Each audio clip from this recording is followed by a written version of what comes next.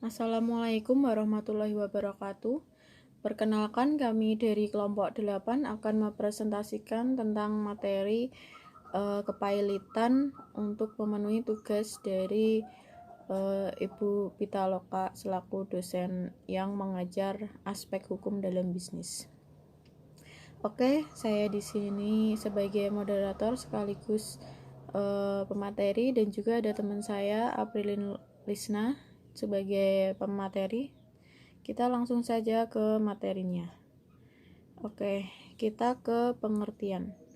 Pengertian dari pailit atau bangkrut menurut Ensiklopedia Ekonomi Keuangan Perdagangan antara lain keadaan di mana seseorang yang oleh sesuatu pengadilan dinyatakan bangkrut dan aktivanya atau warisannya telah membayar utang-utangnya. Sedangkan kepailitan menurut Undang-Undang Kepailitan diartikan sebagai sita umum atas kekayaan debitur pailit yang pengurusan dan pemberesannya dilakukan oleh kurator di bawah pengawasan hakim pengawas sebagaimana diatur dalam undang-undang.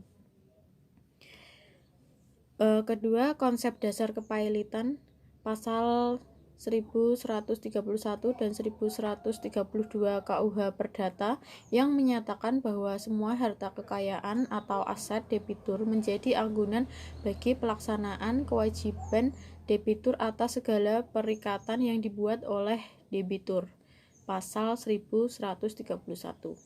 Aset tersebut diperuntukkan bagi semua kreditur, karena itu perlu adanya aturan main cara membagi aset tersebut. Pasal 1132.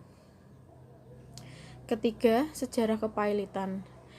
Yang pertama, pada zaman Romawi, debitur representasi harus bertanggung jawab secara fisik dengan kerja paksa, disandra, dijadikan atau dijual sebagai budak. Sedangkan di zaman Yunani kuno, jenazah debitur dapat disita sebagai jaminan atau utang. Dalam perkembangannya abad kedua Masehi, perbudakan dihapus, tetap dilakukan penyanderaan, gizerling, dan terakhir penyanderaan bukan pada fisik debitur, tetap pada harta debitur, missio in bona. Harta kekayaan debitur dijual untuk melunasi hutang. Pada zaman Hindia Belanda, yang pertama itu diatur pada KUH Dagang khusus untuk pedagang atau pengusaha.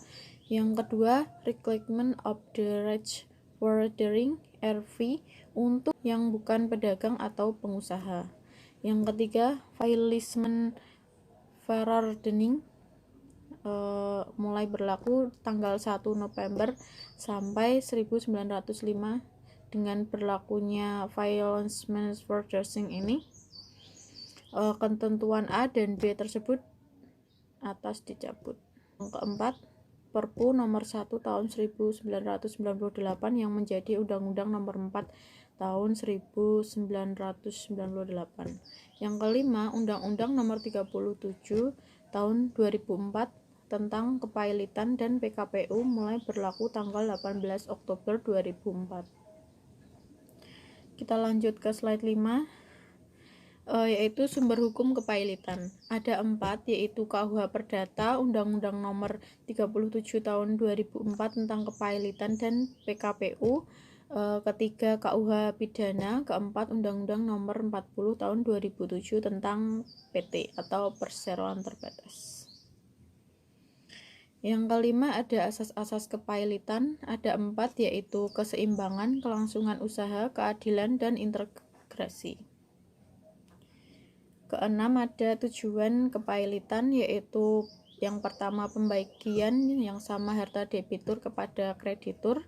Yang kedua, mencegah debitur merugikan kreditur. Yang ketiga, melindungi debitur yang beritikat baik. Lanjut slide 7. Yang dapat mengajukan kepailitan yaitu debitur yang bersangkutan, kreditur, kejaksaan, Bank Indonesia, Bapepam, dan Menteri Keuangan.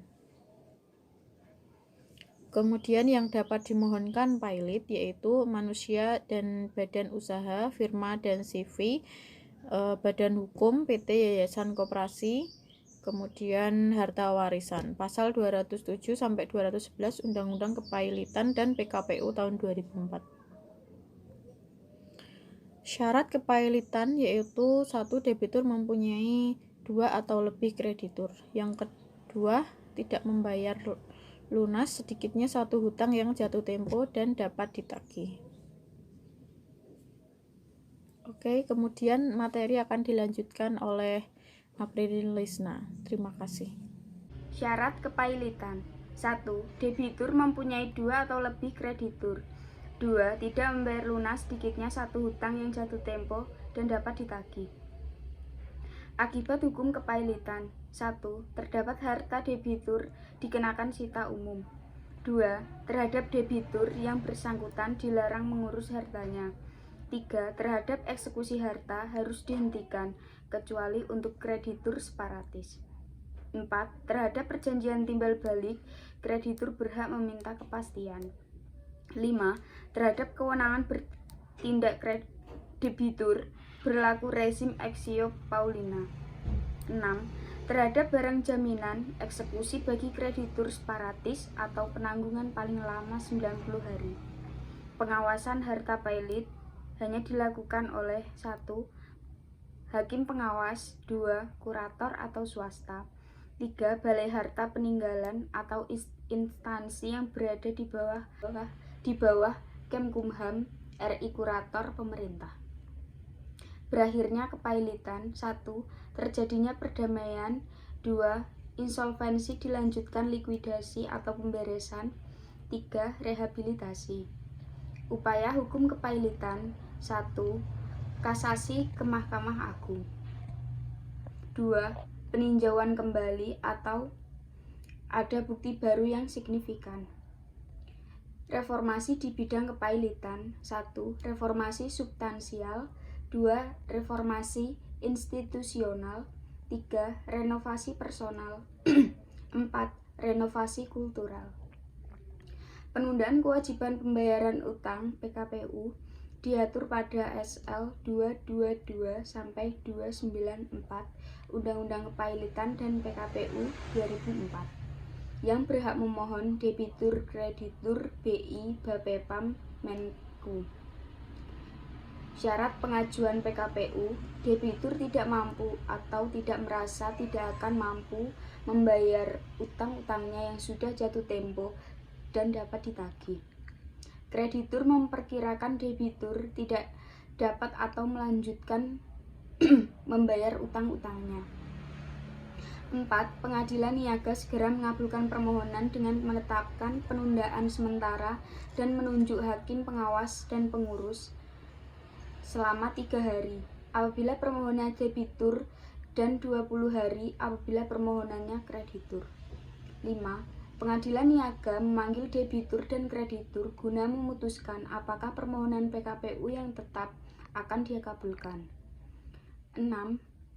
Penetapan PKPU harus disetujui minimal 1/2 debitur konkuren yang hadir mewakili minimal 2/3 seluruh tagihan kreditur konkuren dan disetujui 1/2 debitur separatis yang hadir dan mewakili 2/3 dari seluruh kreditur separatis. 7. PKPU sementara berakhir karena tidak disetujui PKPU tetap dan berakibat debitur menjadi pailit. 8. PKPU tetap dapat diakhiri pasal 255. A. Debitur bertindak dengan etikat buruk. B. Debitur telah mencoba merugikan kreditur. C. Kreditur tanpa persetujuan mengurus melakukan tindakan kepengurusan dan kepemilikan. D. Kondisi debitur tidak dapat diharapkan dapat melaksanakan kewajiban pada waktunya. 9. Debitur menunjukkan PKPU dapat mengajukan perdamaian. 10. Akibat hukum PKPU. A. Tanpa persetujuan pengurus tidak boleh melakukan tindakan kepengurusan dan kepemilikan. B. Debitur tidak boleh dipaksa membayar utang-utangnya. C. Terhadap perjanjian timbal balik, pihak lainnya dapat meminta kepada pengurus kepastian kelanjutan pelaksanaan perjanjian. D. Debitur dapat menghentikan perjanjian sewa-menyewa. Sekian dan terima kasih.